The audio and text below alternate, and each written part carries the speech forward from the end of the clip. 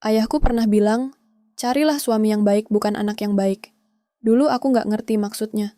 Toh yang dilihat ya laki-laki baik, sopan, sayang keluarga, salat nggak tinggal. Tapi setelah aku menikah, nasihat itu jadi salah satu yang paling menampar. Karena faktanya, banyak laki-laki yang jadi anak baik, tapi belum tentu siap jadi suami yang baik. Dia bisa sangat nurut sama ibunya, tapi nggak paham gimana cara melindungi istri. Dia bisa sangat sopan sama keluarganya, tapi nggak ngerti gimana memimpin rumah tangga. Setelah nikah aku sadar, menikah itu bukan cuma tentang menyatukan dua orang, tapi menyatukan dua keluarga, dua nilai hidup, dan dua cara pandang yang seringkali bertabrakan. Dan peran suami itu jauh lebih berat dari sekadar anak yang baik. Dia harus bisa jadi pemimpin, pelindung, penuntun. Pernah satu waktu aku ribut sama suami karena masalah kecil. Dia marah, aku nangis, dan yang pertama dia hubungi adalah orang tuanya. Waktu itu aku kesal banget. Bukan karena dia cerita, tapi karena setiap konflik, dia nggak bisa berdiri sebagai imam, malah kembali jadi anak kecil di depan ibunya. Di situ aku paham, ayahku nggak mau aku menikah dengan laki-laki yang baik di luar, tapi belum dewasa. Belum siap menanggung peran. Masih menggantungkan banyak hal ke keluarganya. Karena menikah bukan cuma soal sifat, tapi soal kapasitas.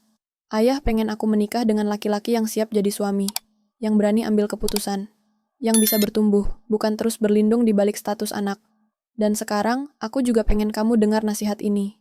Carilah suami yang baik, bukan cuma anak yang baik. Jadi istri jangan terlalu terlihat mencintai suami. Biarin suamimu yang cintanya lebih besar. Itu nasihat ibu waktu aku bilang mau nikah.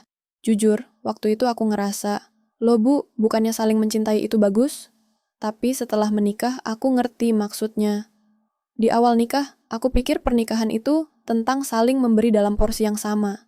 50-50. Kalau aku effort 100, dia juga harus gitu. Kalau aku sayang banget, ya dia harus lebih sayang lagi. Tapi ternyata, bukan itu cara kerjanya. Pernikahan itu dinamis.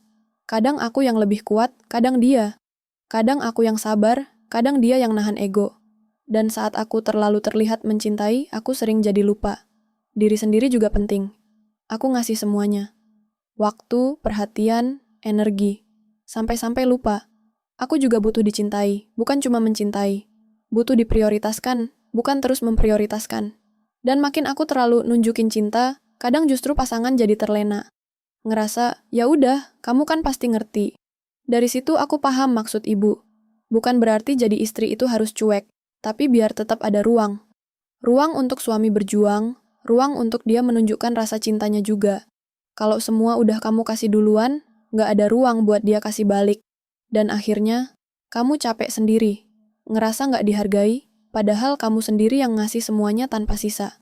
Jadi, benar kata ibu, jadi istri, cukup cintai secukupnya. Biar sisanya jadi ladang perjuangan suamimu. Karena cinta yang diperjuangkan laki-laki, biasanya lebih tahan lama.